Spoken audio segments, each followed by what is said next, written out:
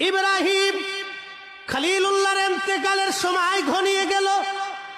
আজরাইল এসে বলল, ইব্রাহিম, প্রভু পাঠিয়েছে আপনাকে নিয়ে যাওয়ার জন্য, জান কবজ করব আমি এখন। ইব্রাহিম আলাইহিস সালাম বলেন, ওহে আজরাইল, মালিকের কাছে যায় বলো কোন বন্ধু কি কোন বন্ধুর জান কবজ করে। ইব্রাহিম আলাইহিস সালাম এই কথা বলে দেওয়ার পরে আজরাইল চলে গেছে। যা বলতেছে, হে রব, কার কাছে পাঠাইলা? তোমার খলিল তো বলে খলিল কি খলিলের জান কবজ করে। হযরত ইব্রাহিম আলাইহিস সালামের কথা শুনে আল্লাহ ডাক দিয়ে বলেন, আজরাইল, আমার ইব্রাহিমের কাছে যায় বলো কোন বন্ধু বন্ধুকে ডাকলে কি বন্ধু না আসে? সুবহানাল্লাহ।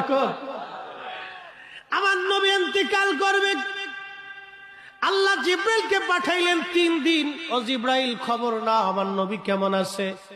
জিব্রাইল আসলেন, বাবে জিব্রাইল দিয়ে 4th দিন জিব্রাইল এবং আজরাইল আসছে। সালাম দিয়ে বলেন, আসসালামু আলাইকা ইয়া রাসূলুল্লাহ। নবী গো, অনুমতি যদি দেন তাহলে হুজরা মুবারকে আসবো, অনুমতি না দিলে আমরা ফিরে চলে যাব। জিব্রাইলের মতো মুকাররাবিন ফেরেশতা অনুমতি চায় আমার নবীর বরগাহে ঢোকার জন্য। তিনি হাবিবুল্লাহ।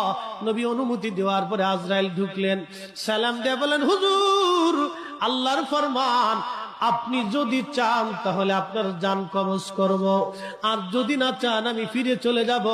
যতদিন মন চায় ততদিন আপনি দুনিয়াতে থাকবেন।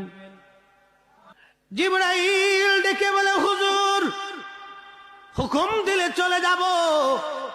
নবীজি আমার ডেকে বললেন, জিব্রাইল, আল্লাহর ফয়সালা কি রকম? বলে, হ্যাঁ নবী, যদি থাকতে চান যতদিন মন চায় আপনি থাকবেন।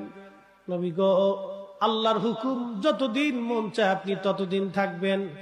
তবে ইয়া নবী আল্লাহ, আপনার মাশুক, আপনার আল্লাহ আপনার দিদারে আগ্রহী হয়ে আছে। নবীজি চোখের পানি ছেড়ে দিয়ে বলেন, জিব্রাইল রে, দেরি কইরো না, তাড়াতাড়ি নিয়ে চলো, আর দুনিয়াতে থাকবো না, আমি আমার মাশুকের দিদারে রওনা হয়ে যাব। ঠিক এমন সময় আজরাইল বক্ষ মুবারকে হাত রাখছে। নবীজি কেঁদে ফেলে দিয়ে বলেন, আজরাইল, আস্তে ধরো, বড় মোর কষ্ট হচ্ছে। আজরাইল বলেন, হুজুর, সৃষ্টির মধ্যে এত বড় আসান আমি কারো জান কবজ করি নাই, কারো করবো কি না নবী গো। তবে হুজুর, আপনার জান কবজের বেলায় আল্লাহ আমাকে সতর্ক করে দিয়েছে, যদি ভুল হয় আমি আজরাইলের জিন্দেগি বড়